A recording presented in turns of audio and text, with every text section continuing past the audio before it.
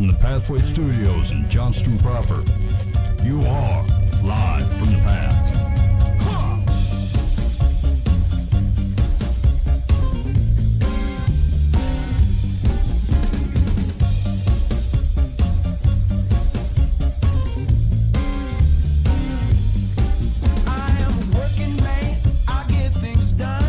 And you're listening to Live from the Path. We're coming to you from the Pathway Studios here in Johnston proper. What do you say? Well, hey. Hey. Oh, well, hey. Hey. How's it going? Yeah, I know. I'm doing all right. Don't meddle in my affairs, Boova. I'm asking our listeners. It's getting really personal. Stay out of my business. You You're would take meddling. that that way. I'm asking our listeners how they're doing. Oh. Ben. Yeah, I mean, what a shallow interaction. You know they can't answer. That's They can find me on the Facebook. That's like talking to your neighbors. They He will find drives me away. among the people that have liked Live from the Path. Thank you very much. That's I like saying, checked it. let me know if I can help, knowing no one ever lets you know if they can help. Yeah, that's true. Yeah. Because it's a vague You guys are enough taking thing. What I was just trying. Let me know. And shut I'll me do down anything. Yeah, I would. I know you won't ask. You've known me for like 20 years. Come on, man. Would go to the Is ends this of any the earth different for than you. I've ever been? I've had people in my life say, hey, anything. Really, let us know. And we let them know. They're like, oh, not that. No, I can't do that. Well, that's not what I'm saying here. Well, no. If I say, what's up, how's it going? If somebody actually wants to strike up a conversation, I'm going to go, great, let's talk. You tell me if they do that. We lost our live line, though. Yeah, that's true. It'll be on the complaint line in 2 weeks. Yeah, that's right. Hey. That's right. Hey, Boova. Doing pretty good. Awesome. Thanks. How are you? Thanks, buddy. It's going to take 8 months to have a full conversation. Yes. 3 years an atheist will answer. That's a stupid question. Did you pray about that? All right, fine. Prayer doesn't work. Here's what we got going on the show tonight. There are a couple of articles I wanted to catch up on. There's says black men who attend church frequently are more likely to be obese. What? And I was surprised. Black? Only black? That's what I said. Anyway, we'll check it out. I must have a lot I of feel soul like you might in be me. drawing some correlations that aren't actually there, guys. I didn't write the article. That's why I said guys, not Ben. Well, you don't know it was written by a dude? Okay. What? Oh, my gosh.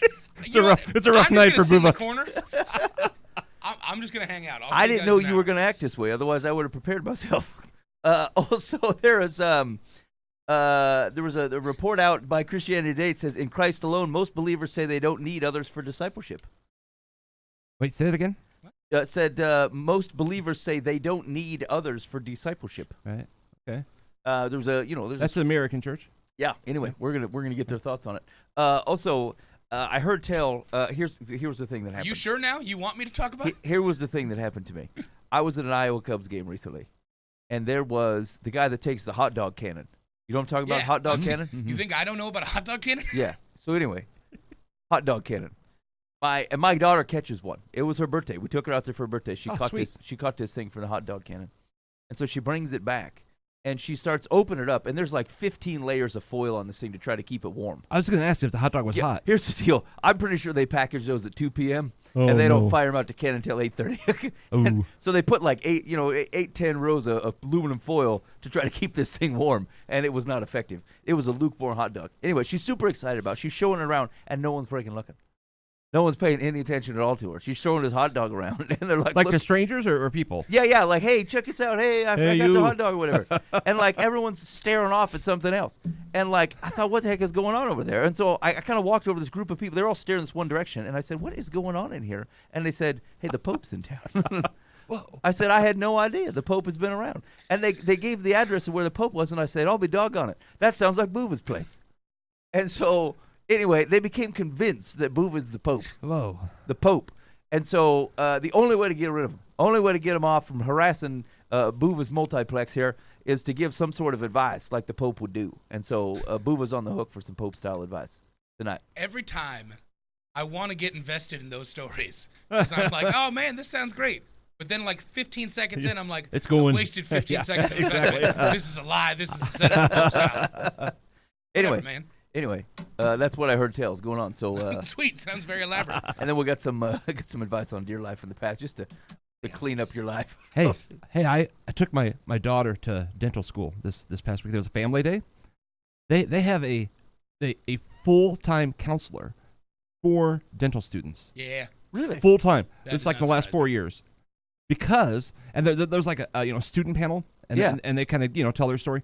These are all like, they always hear cream of the crop. This is like the cream of the crop. This is like all these super overachievers. There's 1,000 people trying to get in, and they select 80. So it's like they're just Right. they've never failed at anything in their life. Any of these people, right? Right. And they say every one of you will fail. That's just Oh. that's dental school. You will fail something. Oh no. Now there's a 98% graduation rate, but you will fail. I mean, they are. Wow.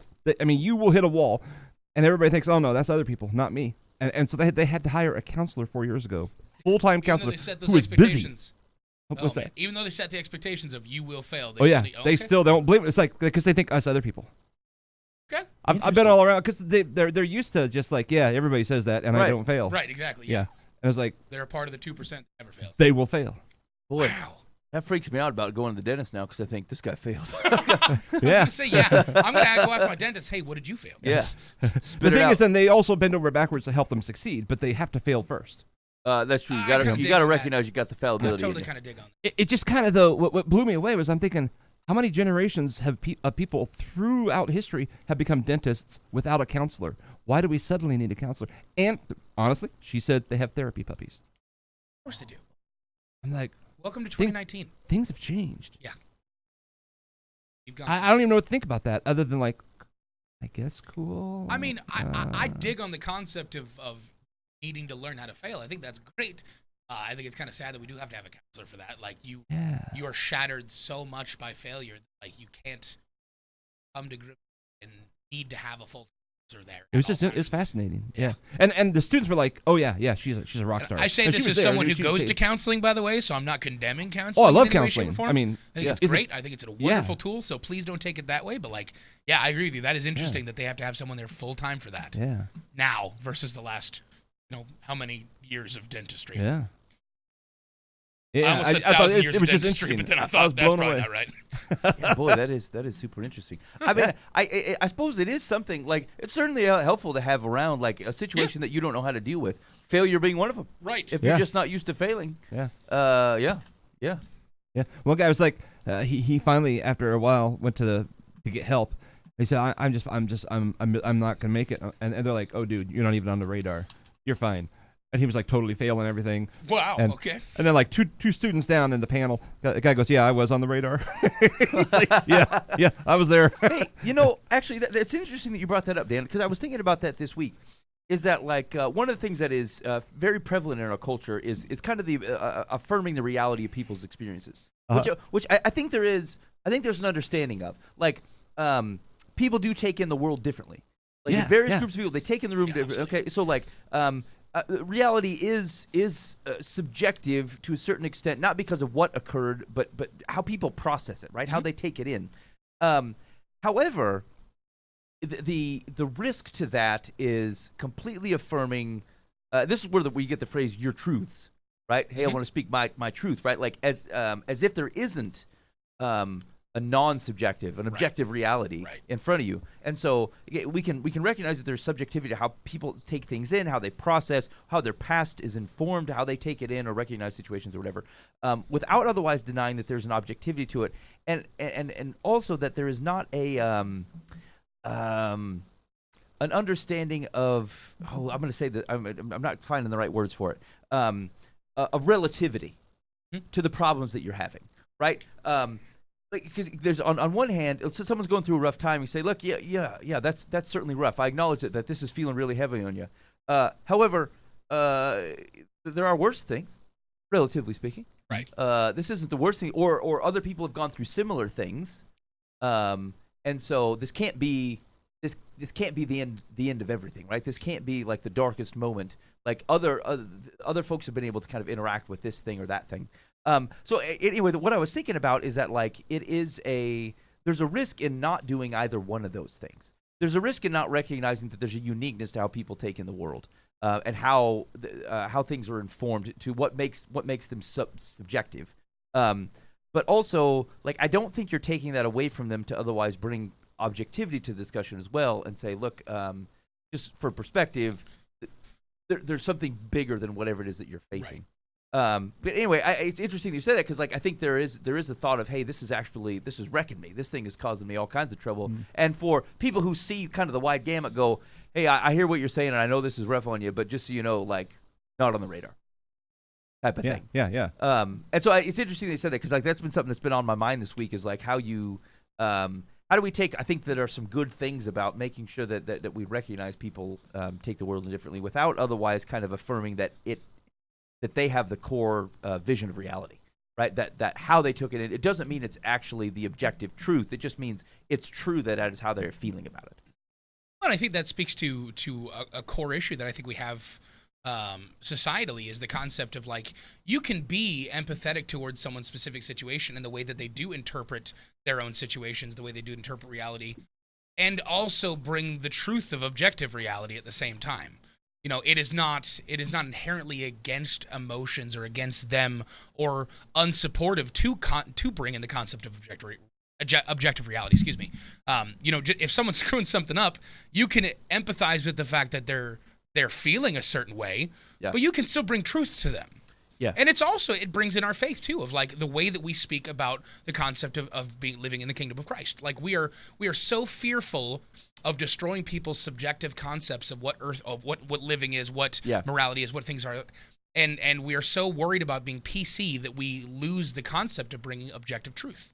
The Bible, of bringing what God says and what he speaks. Like we are so fearful of the backlash from bringing objectivity to a very, very highly subjective world. And if we understand the concept of empathizing with, yes, I acknowledge that you may believe that, and I acknowledge that those are your beliefs based off of your interpretations of how you've dealt with things, what has happened in your life. Yep. But that does not change what does not change, which is God. God does not change. His laws, his commandments do not change. He and his identity do not change. This is who he is. It is okay to live subjectively in certain ways, but you need to realize even though subjectively you feel that way, this is truth, and this is honesty. This is an objective reality. Yeah, and I agree, and I think that's what's difficult is that in the culture that we're in, any notion of that, it feels so. If your subjective interpretation of a situation is what feels true to you, to the extent that someone says, I understand that's how you feel. The objective reality is this. It feels like you're saying you're a liar. Right. Exactly. Right. Like to like that you're making it up or that you're intentionally misleading people, and like that isn't the intent of that conversation. Right. But we are the very nature of how our society takes something in. The very presence of the phrase "speak my truth," which is a fairly popular thing to say, implies that if I don't agree with that, there is that not only am I wrong, I'm calling you a liar. Right. As but it's the diminishment of objective reality, of which here's the thing is like I obviously can't outside of Scripture, outside of what I understand about God, I can't claim myself. Like obviously I take things in a subjective way. It's people do it on a minor basis on how they hear someone says something and you took it in, even if you heard the exact same words, you took it in with some sort of inclination that may or may not have been there. But like anyway, it's just interesting to recognize, and I think for me, it's one of the things that I probably have to keep an eye on my life and say, look, am I willing for how I feel about something to be wrong? To say to acknowledge that it's true. This is how I feel. Actually, I have this. I have constant anxiety. Like there's an anxiousness in me, things that I know I shouldn't be anxious about, and I can tell myself, look, I don't feel anxious about this, and I've had well-meaning people go, hey. You shouldn't be anxious because this is the reality. And I'm like, I know what you're saying is true. I accept that what you're saying is true. For some reason, my body can't seem to get along on board with this. But I don't ever deny the fact that what they're saying is like you're worrying about something that you shouldn't worry about. And like I know in my mind to say I agree. I should not, and I can accept that. I think where we lose a grip of reality a little bit is when I say, no, you don't understand. I should be worrying about it, or I obviously am worrying about it. So it's true. It's worth worrying about. That doesn't mean it's just because I felt it doesn't mean it's true. In fact, your feelings are oftentimes deceitful, right? Like by definition, irrational most of the time. So anyway, I thought it was when you said that it just triggered something that had been sitting on my mind this week. Right. Okay. Black men who attend church services frequently are nearly twice as likely to be obese than those who never attend services, according to a study by Duke University researchers. What is going on at Duke University? Don't we have we fixed cancer? Right. Is this what we need to be are we doing done? surveys on and things like that? Is vaping killing people or not? Like, what is going on that the guys at Duke are like, you know what? We're some fat black fellas, and how often do they go to church? Yeah, I want to hear this one because I'm interested to hear about the correlation. Oh, man, I should have clicked on the study first. The study, investigating denominational and church attendance differences in obesity and diabetes in black Christian men and women from Duke's Samuel Du Bois Cook Center for Social Equity, also suggested that I got to read the whole study. Also suggested that the development of obesity in black men highly engaged in church life could be influenced by their social networks. Social networks in this case refers to a web of relationships among individuals. It's a weird thing to study. Now, I don't know, just for the record, a single obese person in Zimbabwe attending church, and they're all black. Right. just for the record. Yeah, maybe American should have been thrown Must in be that too. the confines of the East Coast. It says the lower prevalence of diabetes among Catholics and Presbyterians was also noted when compared to groups such as Baptists, Pentecostals, Methodists, and other Protestant groups. Which denominations are the fattest? Really? I mean, And how does that correlate specifically to black men? Catholics and Presbyterians are more likely to use legit wine for communion. Maybe this diabetes is related to this grape juice. You didn't think about that, Boova? Of course you didn't. No, I did not think about the sugar content in the grape juice. It's a that we're lightweight using. problem. All right. Researchers say these key findings now need to be factored into faith-based health promotions, since obesity increases the risk of developing cardiovascular disease and diabetes. This is not. Did they say? I'm trying. Did they say why though? Like, what's the under? At the What's the point, fellowship kind of? dinners? Yeah, like. It's the Baptist barbecues. Yeah. That's what it is. What? No. I mean, they know how to do it. It's the Southern Baptist barbecues. It's home cooking. I'll have to read it later. There's 16 pages. I can't skip it super quick. 68 pages in the study? No, 16. 16. Oh, I thought you said 68. Okay, here we go. It's my subjective reality. It's my truth. The study was conducted using data from the National Survey of American Life. Hey, man, can we get a hold of that? That sounds awesome. Right.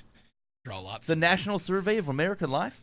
To investigate the correlation between the faith traditions and health outcomes for more than 4,300 African American and Afro-Caribbean Christians. Yeah, but why, though? Why do they want to know that? Yeah, I was going to say, do they have a motive that's a part of the study? Our analysis of data found no denominational differences in obesity, but did observe an interaction between gender and the frequency of religious service attendance that greatly increased the likelihood of obesity in men, not women. So they're arguing that it's not denominational, it's frequency of attendance. And gender. And the fact that it's male. Yeah. Dudes who attend church. It's a fairly specific data set to draw from. I mean, I kind of wonder, do they just look at African Americans? I'd be interested to know if they look at... Right, that's what I was wondering too. Is it all a dudes? broad spectrum and then they're just finding this correlation specifically, or was the study intentionally meant for Afro-American and Afro-Cuban or Cuban-American? Caribbean. Caribbean-American? Afro-Caribbean. Afro-Caribbean. I was like, sorry. Afro-Cuban Caribbean-American? Let's see. Sorry, I'm horribly not PC. I apologize. Yeah. It said that church engagement is an important factor in obesity for black men. Concerning diabetes, lower odds emerged among Presbyterians and Catholics compared to Baptists. No interaction between gender and religious service attendance was observed for this outcome. This finding indicates that the odds of diabetes do vary between denominations within the black church and communicate the importance of considering denominations in health promotion. But why though? Why? Like, I get it. Like, oh, we can target Pentecostals because they're fat, but like, why? Well, it sounds like the high church, high liturgy type are not as obese, but they tend to not have as many fellowship events as like your evangelical churches that strive for fellowship activities, and they almost always have food. Yeah, I mean, I find, but why aren't the ladies having the problem? Because they're making it. The dudes are sitting around. They're busy working. The dudes are sitting back watching. Lazy fellas are sitting about. Interesting. While diabetes is the 7th leading cause of death among Americans in general, I'm sorry if you're Protestant or you're Pentecostal. I'm not implying you're all fat. I'm just saying this is obviously what the notion of the study is indicating. While 1/3 of all American men and women have been classified as obese, among African Americans alone, that rate is 48.4%. Okay, so then the question is, if that's true for African Americans as a whole, is that just because African Americans are more likely to be Pentecostal, as an example? Like, it's not because they're Pentecostal. Right. It's because they're whatever the trend is in the African American community also seems to indicate, like, if they're more likely to be Baptist and Pentecostal rather than Catholic. You're drawing the wrong line of causation. Yeah, what the heck? Yeah. This is just. I'm thinking this is completely unrelated. They just Yeah, like, right, exactly. Just like that's what I'm saying is like you found a data set that seems to support this. Yeah. And came up with what seems like a logical causation line for your research. I mean, because there's obese and diabetic people in America. Correlation does not mean causation. I wonder if they should do this test with atheists, if that changes the data, the statistics. Yeah, are you obese? Are you Percentages? African American? Are you atheist? Tell us now. Is that in the life survey? I want to Life know, survey? does going to church affect if you have a parakeet or not?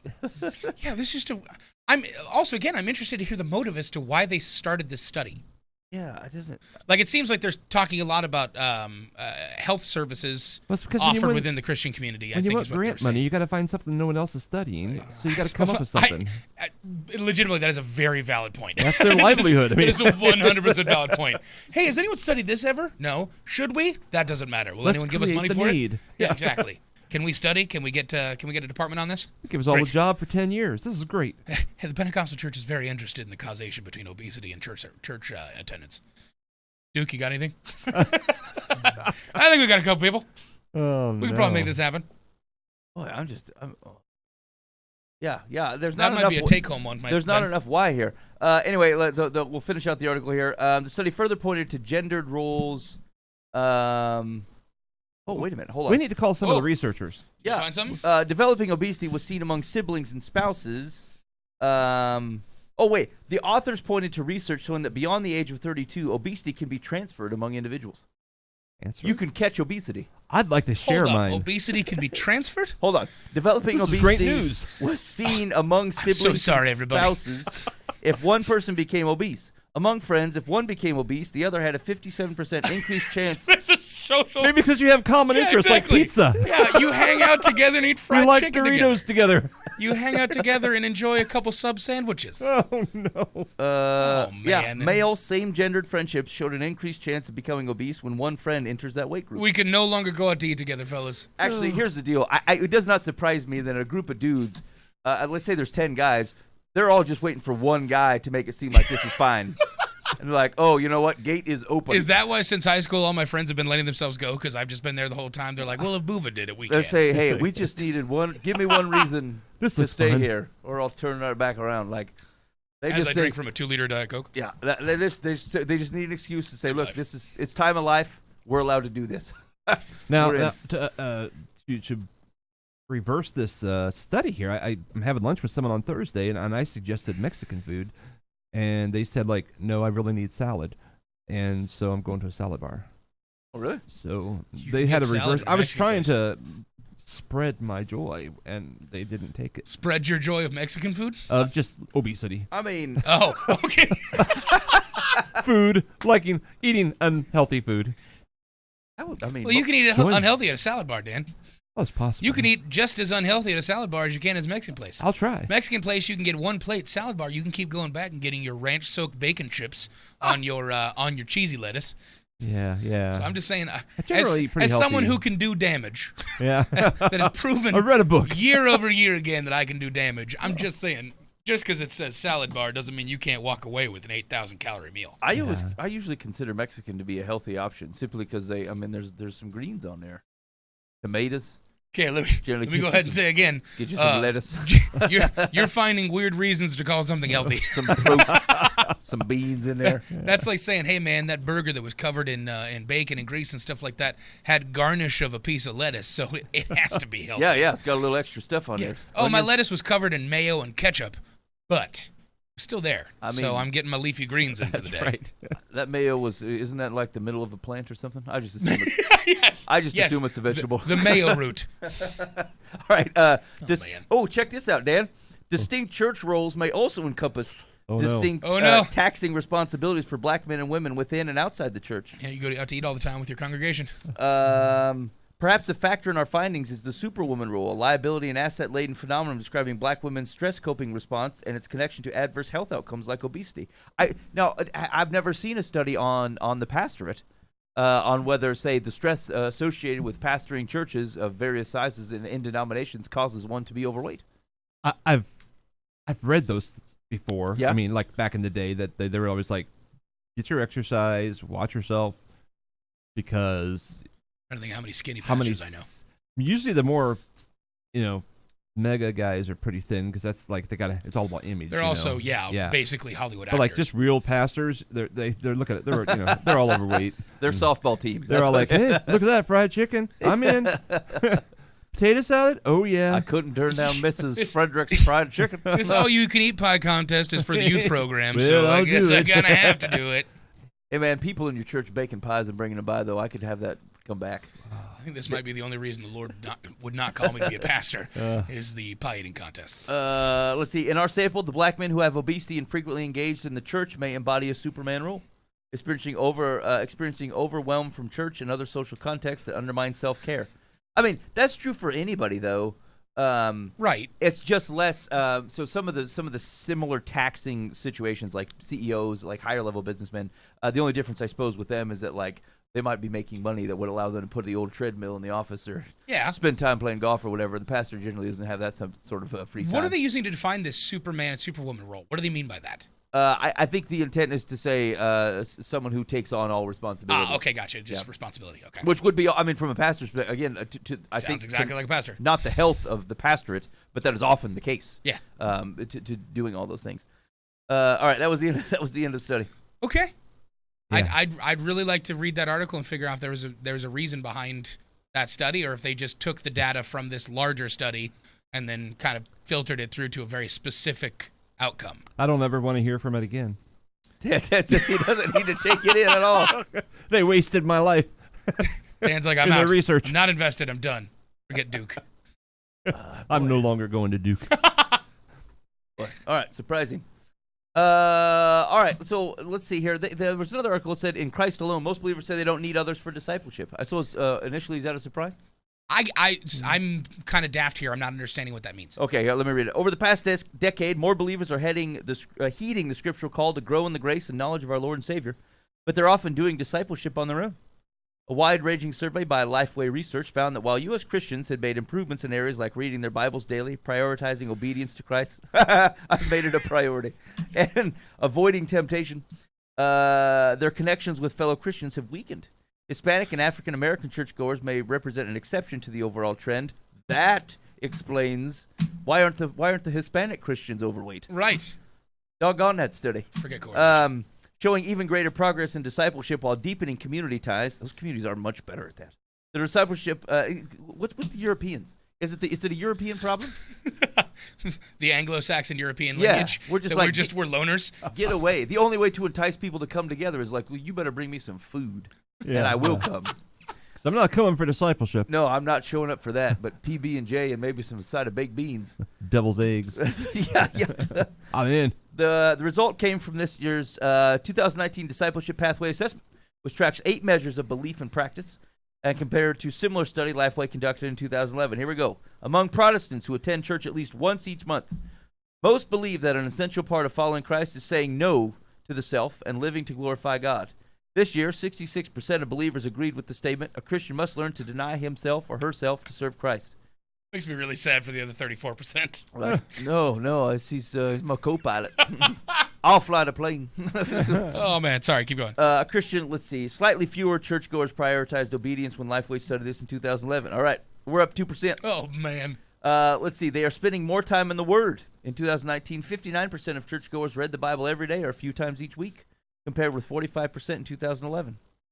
I'm kind of surprised by that, to be honest. I wonder, like, what do you mean? Like, how much, like, desk calendar? Or like, yeah, I was going to say, how much of this of is the your 3-verse Max Lucado devotional? Yeah.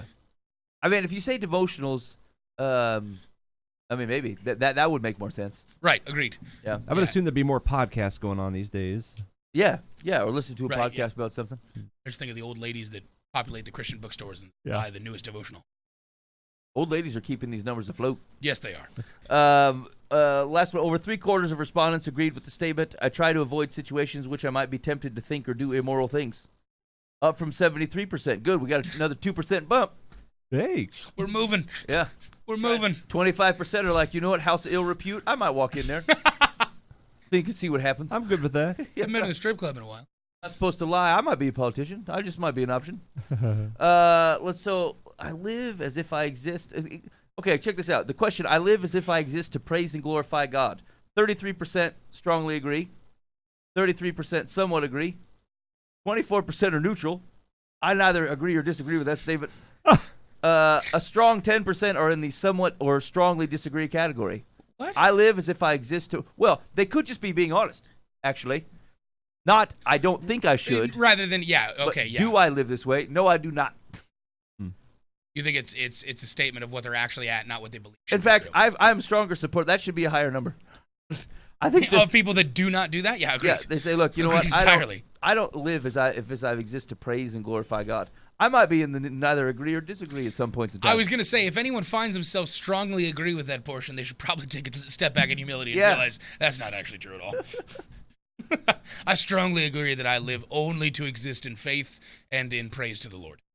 Ooh, you're a human. Okay, so let's get your thoughts on these numbers. On the statement, I intentionally spend time with other believers in order to help them grow in their faith. What percentage do you think strongly agree? Help them. I'd say 24%. I was gonna go 12. Okay, let's meet in the middle. It's about 19. Okay. 19% strongly agree. So 1 in 5 Christians say, I spend time intentionally meeting with other believers to help them grow their faith. Now here's the deal. Of the 7% beyond what I suggested, they're liars. They think they are, but they really aren't doing anything. They just show up and just look because you're important. eating together does not mean you're discipling. Right. Yeah. But they're probably thinking. So I was trying to be more accurate. Yeah. I'm all right. Here's the deal. I'm okay with you laying a foundation, but you got to have 2 cooks in the pot, like multiple spoons in there. You can be slowly meeting with a person to build a relationship while actually spending time discipling somebody else. Like, you don't have to play the long game on one guy and say, I'm on a 40-year game, boys. Eventually, I'll invite him over for talking about Jesus and a pamphlet.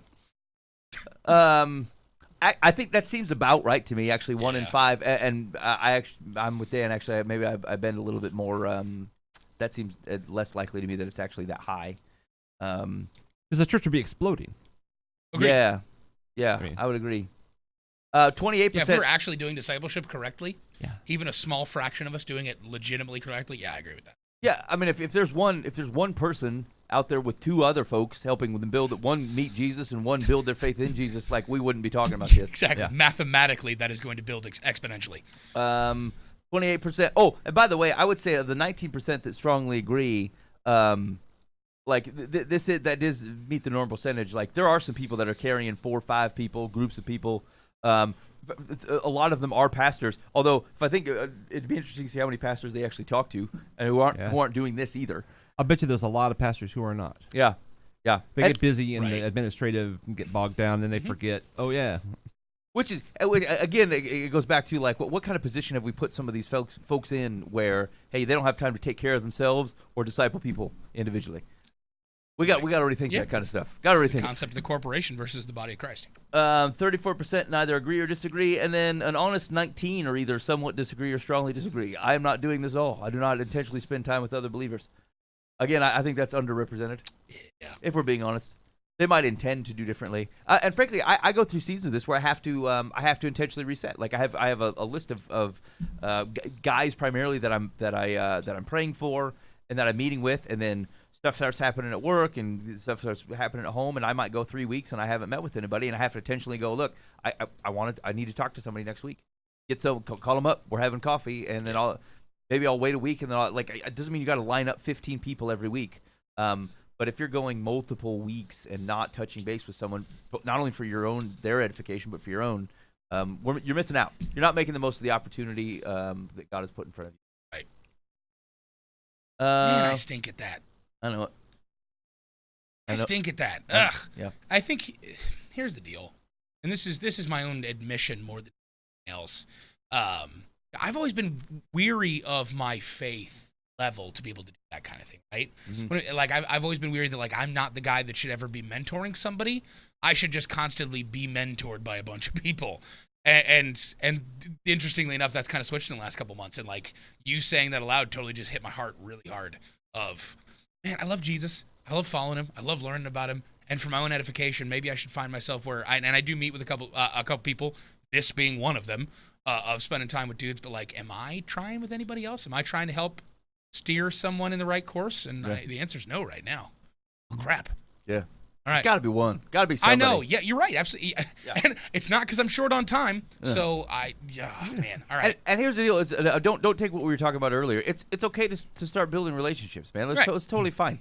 But like if you're like you can't share good news without actually sharing good news. Like you're gonna have to get to it, friend.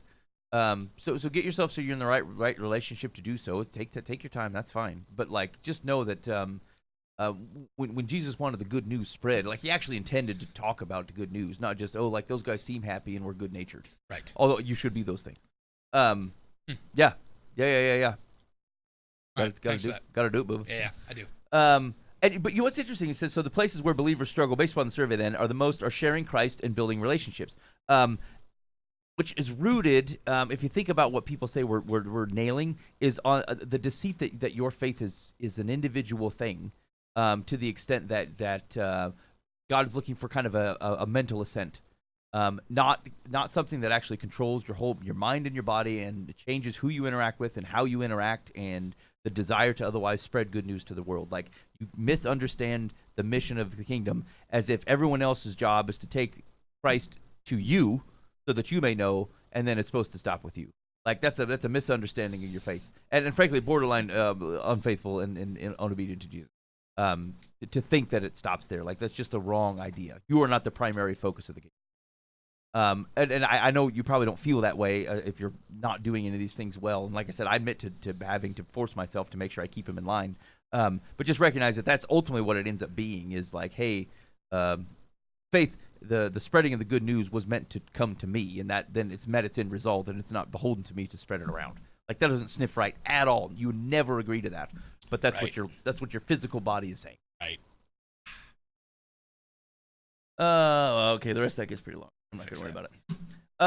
Okay, hey, so on that hot dog cannon thing, Boova, what's it? People they're clamoring at the lawn. They've shown up. They couldn't even look at the girl on her birthday who got the hot dog cannon. It's my fault entirely. I seem too much like the Pope, and I need these people off my lawn, so I got to give them a little bit of advice. Yeah. And so here's my advice, and this kind of came about from really kind of today, reading through my Bible study that I'm in, but culmination of a couple things within my life recently. And this is more of a call out for myself too, also. But I'm really sick and tired of the concept of this watered down greeting card love that we call out, right? Like the concept of how often people call out that they love God and they love Him and all this different stuff, but like you can see when somebody loves Him, like it shows, and we have this fully emotional, not physical, not invested thought process of love, and I don't know enough internationally about the church in the world, but I know the American church, and I think that we've developed this concept of love with God is supposed to be this, oh yeah, I have good feelings towards Him, and that must mean love, and I don't resent Him in any way, shape, or form, and as long as He's doing things that are not really getting in the way of me, and I'm able to live out my prideful and boastful life, I sure do love Him. And man, is that crap.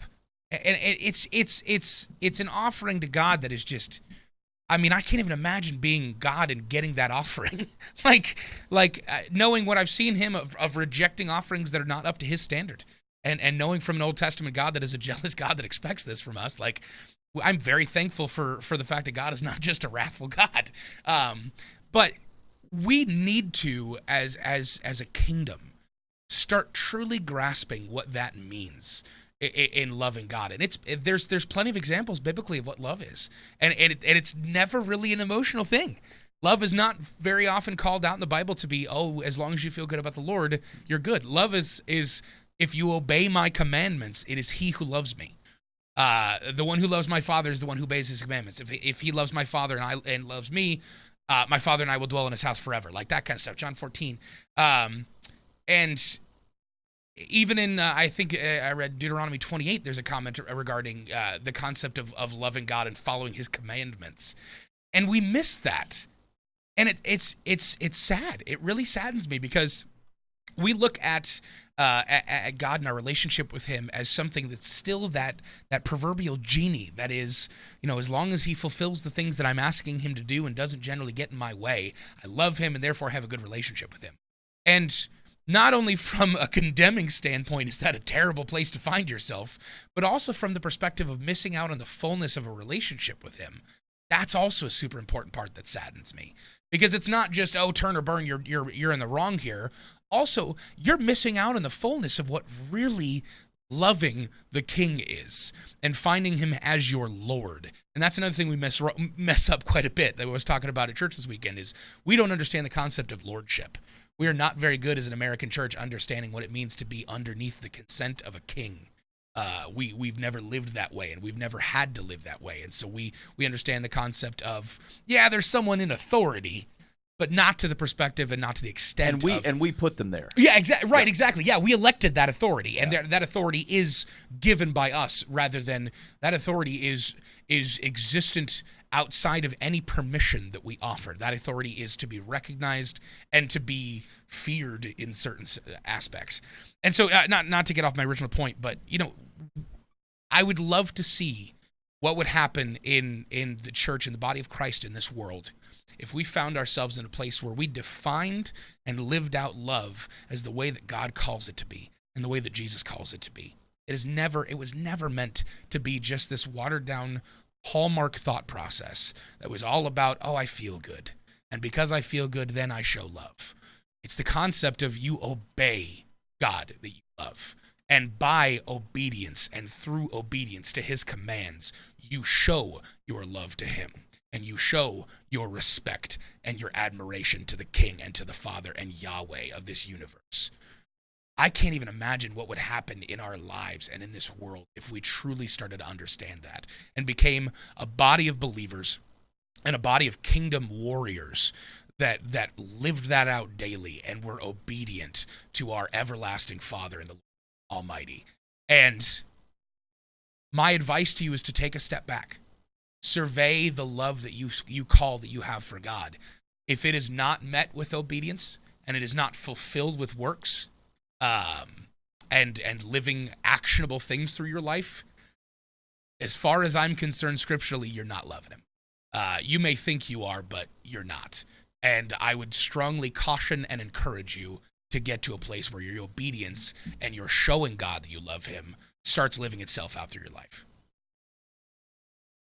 Get off my lawn. And they're gone. And they left. They said, I can't take it anymore. Boova's giving me the what for. Yeah, I mean, I like the right reckoning. This is where that part is king is super important, right? Because it's the right reckoning of our reality. Right. Of saying like the true thing is like you don't get to define love as whatever you want. There is an objective understanding of what love is. God defined it for us. And we've taken liberties on that and messed it up. Yeah, and here's the deal. I suppose to the extent that you want to define it however you want to outside of your relationship with God, that is your own personal prerogative. Sure. But like, you are not going to be able to get up and meet the Lord Almighty and say, look, I really loved you, and here's my truth. There's my definition of what it is. Good luck with that conversation. Yeah, and again, I think we need to see the obedience part, right? Like, we can celebrate, we can praise the fact that the God Almighty, like Lord Jesus, wears a crown because he is a good king. Mm-hmm. That is exciting. We are blessed for that truth. And so like if you think back of a situation where like you're actually ruled by kings, like everyone knew when the bad son was next in line. Yeah. and mourned the kingdom. That like and the ruin that was going to come to them by his selfish behavior. Always watch for Asherah poles. And then you always waited to know there's a good king. Is there a good king coming? And you knew that the land was going to be different, and the situation was going to be different because the good king did good things. The king loved his people, sacrificed for people, fought for good, tried to restore good things to the nation. And so, like, there was a crazy big difference between whether you had a bad king ruling or a good king ruling. Right. And just know that we serve under the best possible king, the perfect king. And so when he says, look, I ask for your allegiance, and to show that you love me is to do the things that I ask. for the benefit of my kingdom, Right. and ultimately for the benefit of you. That's why I ask them. Yeah, that wasn't a selfish command from God. He was calling out that he knows the right way to live and the right way to be, and through obedience to his commands, he was calling out that you were to be set apart. You were to be set apart from this world by laws and by commands. The commands that you find in the Old Testament, regardless of what your thoughts are of, Jesus dying on the cross, abolish that or whatever, whatever you find yourself, those commandments were meant to be identifiers for his kingdom so that they were different than the rest of the world. They could be shown different through their actions and through what they did. And a lot of those things were directly or culturally protecting them from the crud that was around them. We can still find ourselves in that place. Imagine ourselves even thousands of years after the original decree of those commands. If we find ourselves following those and in line with those, we will be set apart as a people that are seeking after God earnestly and following his commands and loving him. Imagine what happens to this world if we have a kingdom like that. And I think that goes back to what you and I were talking about before the show started, which is to love God is to obey his commands. And elsewhere in Scripture, in Psalms, right? It's like we're to delight in them. Yeah. Right. It's because they're good. Like you don't realize, like people take that stuff in the wrong way. Right. Like, and frankly, even if God said, "Look, you don't even have to delight him, but you're going to do them," He's still the King. There's still do it obedience anyway. there that he's Lord. But just recognize that, like you know his character. His Right. character is for your good. Yeah, he's a good king and a good father. That's right. And so, like, when you serve a good king, like, if the king says, look, this is what's good for you, this is good for the kingdom, it's good because I say it's good, and it runs up against what I think, then I think to myself, the king knows better than I. Right. That I will submit to that thing, and I shall be obedient to it. Yeah. That isn't often what I think, but Right. that is what I should think, Yeah. because the king is a better king than I am not a king. Mm-hmm. And that's what he's calling you to good. He's Yeah. calling you to joy. He's calling you to peace. He's calling you to potential earthly suffering into service. But whatever it is, it's eternally good. Right, exactly. It's eternally good. And so that's what you're submitting to. And like, if you can't get on board with that, then I don't know what it is that you're actually getting on board with. Yeah, exactly. Like- And that is the exact portion. Yes, absolutely. Yeah, like everything that we're talking about doesn't make any sense. Like all the biblical images that we get, like if he's a weak king who goes, yeah, this is my kingdom, but you know what? Do whatever the heck you want. Right. This king language is way overdone. He's a kind neighbor. Even kind of following that path, I had a conversation with a family member of mine recently that he called me out and said that our faith is different between him and I. My faith calls me to be obedient and read my Bible and find his identity there. His faith calls him to just pray a lot. And I was like, okay, what do you mean by that? He goes, well, you read your Bible and you find who God is there. And I feel like I don't do that stuff. I just pray a lot. I'm like, what do you mean? What do you pray about? And he goes, well, I just ask him for things and tell him about my day and stuff like that. I'm just like, wow, sounds like a really weak, watered down God you serve. And he goes, well, what do you mean? I'm like, why would you ask a God that you don't believe in at all for anything? I said, you don't follow him, you don't obey him, you don't feel like he's your king, you don't follow him as your Lord, you don't praise him correctly, you're not in a place where you're even trying to find his identity. In what world does a God that sees that and gives you everything you want without your will aligning with his at all strike you as a good God? And he kind of shut up for a second. He goes, I never thought of it like that. I said, no, you didn't, dude. You got to find yourself in a place where you can't just start with, hey, genie, let me rub the lamp and ask for my 3 wishes. And if they're good enough, then I will follow with obedience. That sounds like a weak God that needs you versus the other way around of a God that you need, that you find sustenance from, you find yourself obedient to as Lord of Lords and King of Kings and Yahweh in your universe. Like, dude, you are missing out on the fullness of God. And not just from, again, not a condemnation standpoint of, oh, buddy, you better gird your loins kind of place. But seriously, how weak of a God do you serve? Like, you should find mine that is strong and faithful and loving and caring and kind. And when you find his identity and you follow that in obedience, when you start asking for things, when your heart and your will align with what he wants, you will be dumbfounded by what you find after that. You will be astonished and amazed and in awe of the God that is powerful and is living and is true. All right. So yeah, that's what I got. Okay. Beautiful. Here we go. At Boova's insistence, we're gonna do a quick joke. Wait you gotta call me out like that? He says, one day the zookeeper noticed that the monkey was reading 2 books, the Bible and Darwin's The Origin of Species. In surprise, he asked the ape, why are you reading both of those books? Well, said the monkey, I just want to know if I was my brother's keeper or my keeper's brother. Okay, I kind of like that one. I'm willing to take admittance of that on that. Yeah. That was good. I liked it. Yeah, okay. I think that's the first one I've actually enjoyed. Okay, This hold two on. would have been awful. Here's another. Okay, in the same category of creation here at the cleanchristianjokes.com. One day, a group of scientists got together and decided that man had come a long way and no longer needed God. So they picked one scientist to go and tell him that they were done with him. The scientist walked up to God and said, God, we've decided that we no longer need you. We're to the point that we can clone people and do many miraculous things. So why don't you just go on and get lost? God listened very patiently and kindly to the man. After the scientist was done talking, God said, very well, how about this? Let's say we have a man-making contest. To which the scientist replied, okay, great. But God added, now we're going to do this just like I did back in the old days with Adam. The scientist said, sure, no problem, and bent down and grabbed himself a handful of dirt. God looked at him and said, no. You go get your own dirt. Yeah. There it is. There, the zinger. Go get your own dirt, bazinga. Dear Life from the Path, my wife constantly craves compliments about her age. When we meet people, she regularly asks how old they are, which I think is rude and inappropriate.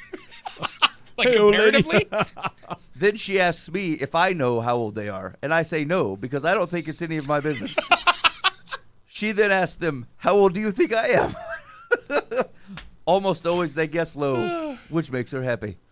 She thinks there's something wrong with me for not being curious about someone's age. I'm not sure that's the problem. No, I think that's the issue. Abby, is it appropriate when meeting someone to ask how old he or she is? To me, it's like asking how much they weigh, which is also none of my business. No. Especially if it's a Pentecostal fella. Is my wife rude, or am I the one with the problem? I like people, but I don't need the intimate details of their lives. Well, I think he's missed the boat on this one. I think your wife is just fishing, boys. Oh man. Like, it's weird. She got the first part right. My wife constantly craves compliments about her age. Right, exactly. Right. Yes. Past that, like, the etiquette of everything in the middle is not only not relevant, but you know the answer to this question. She does not give a crap how old they are. Right. All she cares about is the compliment of them saying, oh, you can't be that old, Janice. This is ridiculous. The pretense is so ridiculous. Hey, how old are you, Gail? Oh, hey, Steve, my husband. Do you know how old Gail is? No. How about know how old I am? It's ridiculous. This makes me sad for this woman that she constantly has to go around fishing for this kind of compliment. Man. Find your identity in Christ. You're okay. Oh, man alive. Everything will be all right. I don't know. Dan, Husband, if you need to love your wife better, compliment her more. what do you think? Yeah, she has a low self-image and she's got problems, and she just needs to stop. She needs to stop that. That's ridiculous. Yep. I can just stop that directly. Yeah. Now, what's the advice for the dude? What do I do? Well, his question is she? How do you say that? I mean, yeah, she's wrong. I mean, yeah. So Is it appropriate? No. He's No, asking. it's not. He's asking the wrong question here. He doesn't need to be asking about the social niceties of the situation. He needs to be asking about how can I love my wife better? Yeah. How can I help?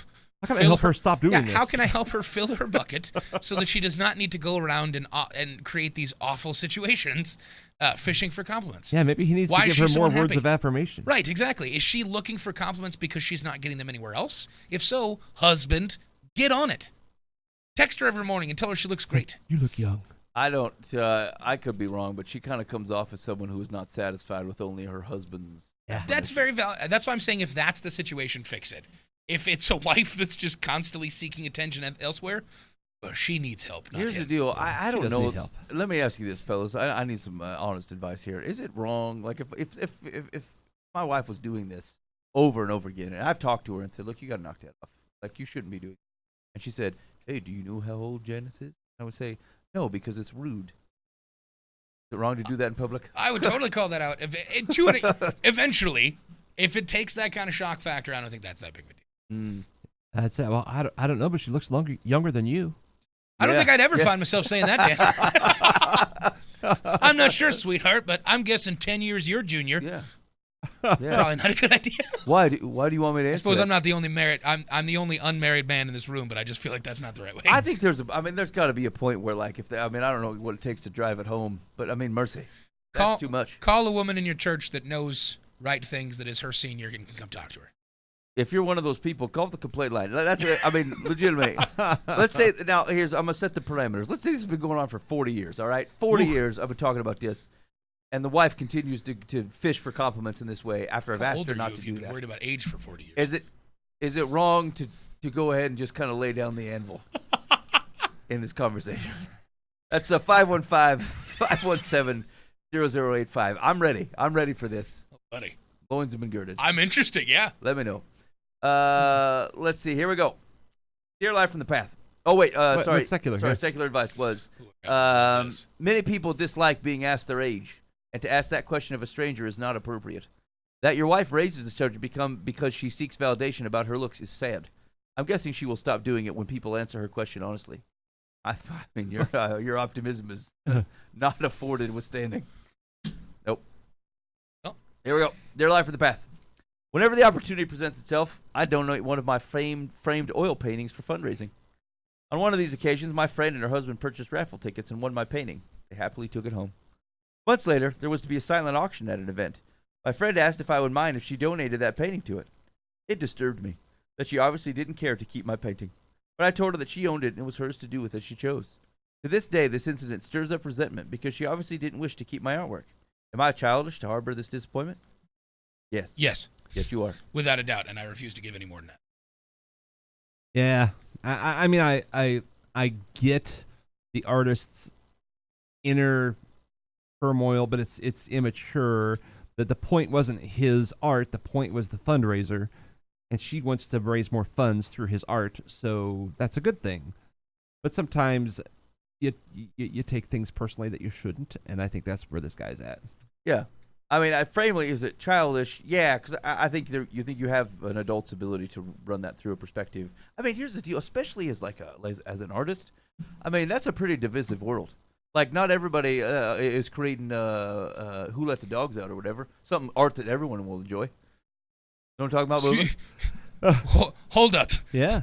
By the Your Baja. example The of Baja, something yeah. that everyone would enjoy in the artistic world Yeah. is Baja Men's Who Let the Dogs Here's Out. the deal. I don't care That how hit it callous you are. How callous you are. When that fires up at a wedding, everyone's in. Hey, did you know that song was about ugly people? Yeah. I literally heard that song first when I was like 8 years old when it came out, and so I thought it was about legitimate dogs. That's all and I I ever never thought about it imaged, yeah. again until I was like 22. Well, and then holy crap, they're talking about ugly people. No, it's actually more specific than that. It's about rowdy, rude fellas at a party. Really? Yeah, like it's the ladies that are saying, "Who let these dudes in here who are being crass?" Really? Yeah, yeah. Listen back to it. It's I'm gonna have to do that. Yeah, yeah. It's about offensive dudes. They play that a lot when I walk into a party. It's really weird. Ted goes, "I don't know what happened." Who let the Dans out? It's the party, Dan. Anyway, Oh, here's yeah, the deal. sorry. You're the party, Dan. It's the greatest persona that's ever come through this show is the Party Dan. Oh man, You can bet that there will be a meme about that by next that's Monday. fantastic. Party Dan. So Good luck, Dan. But here's the thing: when you're doing oil on canvas, I feel like you're entering a much more subjective world, especially the type of art I want to hang in my house. Do you know how many paintings I've said no to? Oh, All of them. yeah, I was gonna right. say everyone besides Every maybe a painting of a single cow. one of them. And so, like, it feels like a highly subjective thing. I'm also guessing that they bought raffle tickets and happened to win your painting. Like, they also could have won a 2-week vacation to the Bahamas or a tea set. And so, I'm not getting the indication that they picked out your painting and specifically, like, ordered raffle tickets for it. In either case, knowing that art is very subjective, this seems to be like something you're just going to have to grow some skin about. Yeah. You released that once you donated it to this organization. Yeah. Yeah. Okay. Let's see. Secular says, if your friend hadn't liked your painting, she wouldn't have bid for it. I don't know about that. Yeah, I don't know about that either. She's being charitable. For whatever reason, wrong size, colors didn't fit in with her color scheme. It didn't work for her. Resentment is a disease that Oh, eats you away suck. at relationships. Let it go. Yeah, so here's the deal. A few years ago, I was at some deal with the food pantry, and there was a silent auction, and I was doing some other stuff. By the time I got to the silent auction, everything had been given out except for a like it was a, what do you call those selfie movie Selfie stick. Like they have a little, like at weddings. Shanna had one at her wedding. You do the photo booth. Photo booth? Photo booth. Thank you. I couldn't even think of it. It was a little packet with a bunch of little stupid masks and stuff. Yeah. I didn't want that crap. But it's like, hey, it's the only thing left, so I bid like $50 on it because it was it was helping the food pantry. Right. And so I went home with a bunch of masks and gave them Cool. to the kids. Yeah, and, absolutely. Yeah, the junior worship or something. I can't remember what it was, but it's like, I don't think the people were like offended that Right. I mean that I didn't take it home and have my own photo booth. So, guy got too personal with his art. Yeah. I mean, I get it. Like it's your personal art. I totally understand, but it's just the nature of it, and I wouldn't be offended. Hey, man, I have an off the cuff live from the path from me right Okay, now because this okay. just popped in my head. Is it okay? Oh, dear live from the path. Sometimes my family does white elephants for Christmas. Yeah. Oh. And like the grab bag kind of deal where everybody puts in one present and you kind of just somehow get a present through the mechanics of the games, right? Yeah. Do you get to trade? Yeah, you get to trade sometimes, and there's This is like two important trades, and information. Okay, two trades, and then once it's traded a third time, then it's locked. Oh, okay. Okay. And so obviously people vie for the gifts that seem like the best gifts, and some of them are not so great. Yeah. Is it okay to have some amount of anger at your family members for giving crappy gifts to the grab bag? Like they intentionally didn't put a lot of thought into it. And so you're like trying the hardest to get into like a cool gift because you brought a cool one in your eyes. Yeah. Yep. And then somebody You ended up giving misread the you game. a It's a 24 white pack of elephant. beer and a couple of scratch off tickets. Yep. Yeah. Is it okay to be a little angry about No. that when you? No. It's Nope. not. That's the whole point. They're supposed to be crap. No, like everybody put in some sweet gifts, and then someone obviously went and bought it on the way at the gas station. There should never be no more than 2 really nice things. Yes. Agreed. Interesting. Yeah. The rest Okay. is like broken hangers and. Okay. I mean, yeah. All right. Yeah. All right. Fair enough. Thank you. I appreciate that, fellas. All right. Final one. Dear Life from the Path. I'm about to blow my top. Oh, buddy. I'm a married father of 2 in the military who works 12 hours daily to support my family. His wife's not doing it. My wife and I are college grads and have been married 5 years. For those years, we've maintained residence in Hawaii. My Ooh, wife doesn't work I know the base. and tries to run a daycare that is mildly successful. Wait, how does she not work but runs a daycare? That sounds like work. Yep. Yeah. Here he goes. Our home is always dirty because, as she puts it, she is not a housemaid. She doesn't cook often either. Many times I come home so tired I can't see and the house is a mess. This has caused arguments. My thinking is, if she's not going to take care of the house, she should get a job and help with the finances. Hold it. The money she gets from the daycare doesn't go toward the household. She considers it her spending money. Oh. Oh, there you go. See? Took a little twist, didn't it? Yeah, it did. I'm ready to bounce and find greener pastures. All right. Ah. Wow. I have tried talking to her, but she ignores my complaints and plays the victim. We have already tried counseling. It doesn't work because she goes back to her normal self afterward. Help. It's a serious business at the Hawaiian Castle. Ooh, buddy. Yeah. You've got to pick this out, buddy. You got 2 kids. Right. You got a covenant. You got to figure out. You've done the counseling, but you're still bitter. I'm still thinking and processing while I'm talking, but I was going to say, as a side statement, okay, as a fella that is not married and has never been, I'm a firm believer in the concept of the covenant of marriage with God. Firm believer in that. I'm a firm believer in not divorcing pretty much anything, to be honest. How does someone in a marriage that felt like they did the right thing going up to getting married, felt like they knew the person, felt like the person had faith, was trying to build a foundation of God at the center of the relationship. How does someone deal with that level of discouragement in a relationship and discouragement in a marriage? And how does one deal with earnestly seeking God, but their partner not when in a marriage? you said it earlier in the show that love is not an emotion. Okay. You love anyway. Okay. So it's just kind of, you're in the situation, you deal with it. That's my hard-nosed answer. Okay. Yeah. And that's fair. That's what I was asking Yeah. for, is because I feel like that is my hard-nosed answer also, but I don't want to just be a stickler on it and not have any basis for it. So you need to either learn to be okay with the situation or figure out how to help her through this. Yeah. But there's no greener pasture. Right. I Yeah, mean, you're in the pasture you're in. Yeah. Yeah. Yeah. Okay. That's fair. I just figured. Sorry, random thought, but just figured I'd The ask. thing is, you can't control another person. I mean, Agreed, yeah. You just can't. I mean, so Yeah, right. If you thought by marrying someone you established some level of control over them, Yeah. like you were mistaken. That doesn't feel right at all. Yeah, exactly. I mean, frankly, and I know this is touchy for people, but like, why the Bible starts talking about things like submission and service, right? Your calls to husband and wife are submission and service. It's not control. Right. It's not dictation. Right. Because that isn't the nature of the relationship you're getting. Where you're talking two free-willed individuals saying, "Look, we agree to share this space, time, and relationship with each other," and people going to Tarzan themselves out and about at times. Like it's just the nature of people, but you included, right? Like, Right. we're primarily propagators of that, and so Okay. yeah. Fair enough. Just figured I'd ask. So this fella, let's get to some core principles here. So for starters, like, I grant this is a problem. No one likes to feel underappreciated, and no one likes to feel like they're towing the whole rope, right? Right.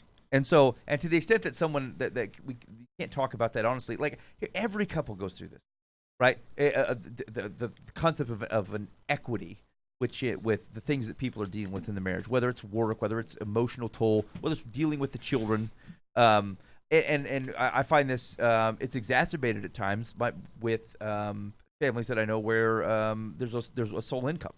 Mm-hmm. Right, like there's not even there's a clear that like there's a staying home and then there's a leaving. Right. And so, but you got to be real clear what you're giving up, like what you're sacrificing for, right? Like, I can't reasonably, like, I am intentionally working so that my wife can stay home to do the things with our family that we both can't do. Like, it cannot be that we both stay home.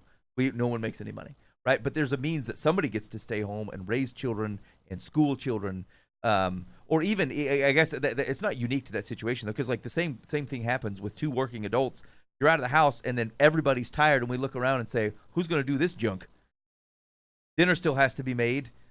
Kids still have to be dealt with, and no one was home like during the day to kind of pick up stuff and go to the bank and do all the stuff. And so like, so I think acknowledging at least having a right understanding of what the other person is doing, because everyone tends to shade it to their own benefit. I go out, I work hard, you don't do anything. Mm-hmm.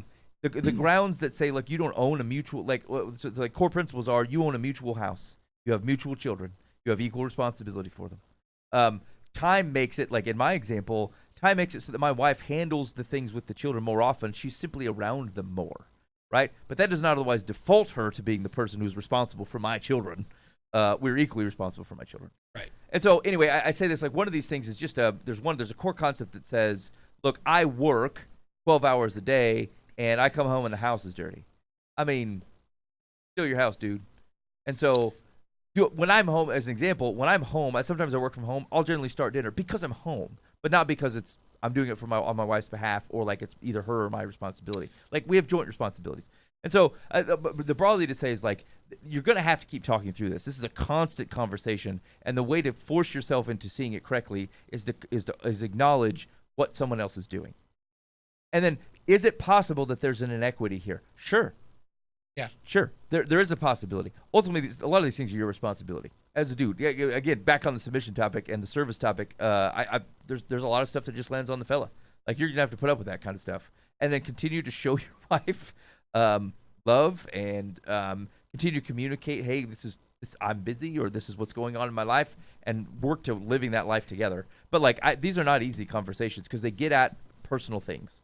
They get at very personal intentions of like, are people pulling their own weight in what we agreed to do together? And so I think it's not easy, and I think you're gonna have to talk about it constantly. I think counseling, I would keep sticking to counseling. I wouldn't give up on that.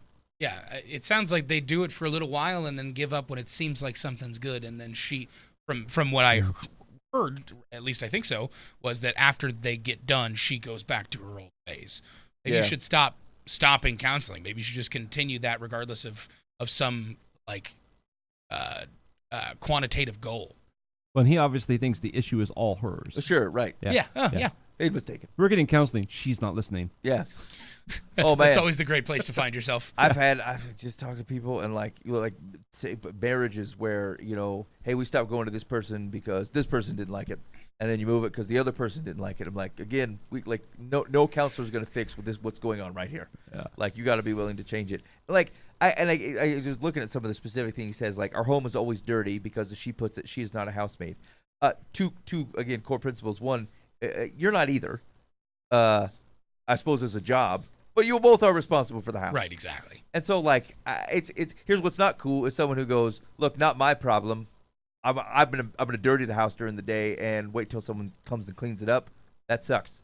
But the thought that like you may not be a housemaid by trade, but as a person that owns a house, your you job have responsibilities exactly, in a house. Yeah, you clean it up. Yeah, and it can't be like, hey, I was busy. Here's the thing: is that like I'm busy at work. My wife is busy at home.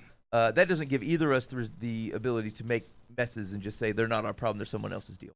Right. Just because I was at work doesn't mean I get to get a bunch of stuff out, make some toast, and make a mess at breakfast, and then bail and go, well, I got to work. Just like she can't say, well, I was home busy all day, and so no, I didn't bother to pick anything up and just made a huge mess, hoping you'd come home and clean it. Nobody likes any of that. Mm-hmm. It's just selfish behavior. Do you think as and I'm going to call out a specific gender here. Do you think as dudes we interpret this wrong a lot of the ways because we think, especially in homes where one person within the household works and one person doesn't, that just because when we're at work, that's our work, but then we're done once we leave, and then all the other work is not ours, right? Like we bring home the bacon, if you will, and then everything else is not our responsibility because we work. And we have some expectation of a ridiculous amount of free time because as long as we're not in our 40 or in this case a 60-hour work week, all the other hours of the week are ours to do with whatever we want. We don't need to love our family correctly. And I mean, with fathers, our job is not the children. Our job is not the dishes. Our job is not taking care of stuff. If it's not chopping down wood and going to work, it's not us. Mm-hmm. Like, I just feel like that sniff's completely wrong. Like, it just feels like we have this incredibly skewed version of responsibility and this incredibly skewed version of, like you were saying, with equity, of understanding what a split is and what 50-50 is, I think that there's certain compromise to, just because you're not at your 40-hour work week doesn't mean your work's done. Now your work is to take care of the house. Now your work is to love on your kids. You put them you make dinner sometimes. You do bath time sometimes. You put them to bed. Just because you're not at your 40 or 60-hour work week doesn't mean you're just done. Yeah, besides pushing a child out of your nether regions, I can't think of anything that I'd slowly say, exclusively say, this is ladies' work. Right. Like, men are capable of all of those things. There's a lot of times where, again, this is the nature of if your relationship is in a healthy place, you don't have, certain people don't do certain things because they're not any good at it. Right. Yeah. Like, you know what? I don't think I'll find myself sewing my children's clothes anytime soon. I am awful at sewing. I have attempted to sew things, and I am terrible at it. I split a pair of pants, and I sewed that thing 4 times and resplit them 5. Right, like, and I just shouldn't do it, and I'm glad to try. And like, my wife cooks most of the time because she's better at it. Right. But that doesn't implicitly make it her responsibility. Right. And like, there are some people where like this person always cooks, totally fine. Right. It's just this notion of a relationship that says, look, we're in this thing together. Let's shake it out so everyone is kind of contributing equally, and it's not a problem if you're constantly praying, how can I serve my spouse today? Then this stops being an issue. If you walk in saying, I'm going to walk in and look for a way to help them. I'll tell you, so again, back to my own example, I can tell you what my wife appreciates. She cooks the vast majority of the time. If I show up even just one day a week and go, you know what, I got this. I don't know what we're going to cook. You tell me what's on the list. I'll do something on the list so they don't screw up the list. But like, I'm on it. You'll be the one who does it, yeah. I got this today. Me and the kids take care of the dishes or whatever. Like, don't even worry about it. It wasn't her job. I didn't alleviate her of her job, but she generally assumes that type of responsibility because she's used to doing it. But like, the point isn't that I made dinner. It's that I thought of her. I walked in and said, she's probably anticipating doing this. I'm gonna grab it. I'm gonna get that thing done. And it kills me because as someone that's constantly on an outside looking in situation in a lot of marriages, and unfortunately a lot of worldly marriages that just aren't doing well, I think we screw that up constantly. The concept of, if you find yourself in a place where you are constantly serving the other one, both of you, constantly serving the other, filling up their bucket, loving on them, learning how to love them better, and obviously most importantly, focusing on God, like, what better rates of marriage would we have in the United States and the world, in the Christian community, of people that are earnestly seeking how to love and how to serve the other, right? Like you can't constantly be filling up someone else's bucket when yours isn't being filled, right? Like the concept of a finite amount of water, if you will, in that instance, it doesn't work that way. You have to be filling each other up to be able to do that. And I think, if I could impart any wisdom that doesn't come from me, but from what I've seen in good marriages and what I've seen in the biblical concept of servitude, that's what it looks like. It is people that are constantly loving on each other and serving one another in that marriage, and not selfishly thinking about what am I getting out of this, but how can I pour into this? Yeah. And the truth is that like within that reality where that's not equitable, there are spouses that get burned. Like there's some who literally don't do anything. They're not doing anything to serve the other. And then there's one person that's kind of doing everything. Yeah, absolutely. And that's a terrible position. It really, really stinks. You're not that the relationship was not designed to be that. You flesh this stuff out before you. It's wise. And like here's where you agree on Jesus. It's not that these things aren't a problem, but you have a foundation to talk about the problem. Yeah. Like that's where like at least we know. In my fealty to the king, and the king says this is what is good, I know that I'm supposed to sacrifice for my wife the way Christ sacrificed for me, and to serve my wife in that same way, that's an extensive amount of sacrifice here. Right. That's hardcore servitude. And so if that's what God calls me to, I cannot claim to follow, love Jesus, and ignore his direction for what my marriage is supposed to look like. Right. So we have a means to talk about it. Yeah. A framework to say, look, are we faithful here? Right. Christ is your mediator in that situation. Yeah. And like that's the thing where being in Christian counseling or like having a spouse who is also Christian is that there's a means to reconcile this type of thing. Outside of that, it's simply your prerogative. What do I feel? What am I getting? Do I really want to do this or don't I? And it's a lot harder to navigate. Right. You've got that objective truth to stand on at all times if you've got that relationship with Christ at the center. Yep. Okay. So let's see. Did we get secular on that one? Yeah, here it is. Secular says, marriage is supposed to be a partnership, and from what you have written, your wife is unwilling to contribute to it. I can't change her, and neither can you. Because counseling hasn't resolved your obvious lack of compatibility, it's time to consult a lawyer. Wow. Come on, secular. That's why they're called secular. Literally didn't even think of the kids in that one.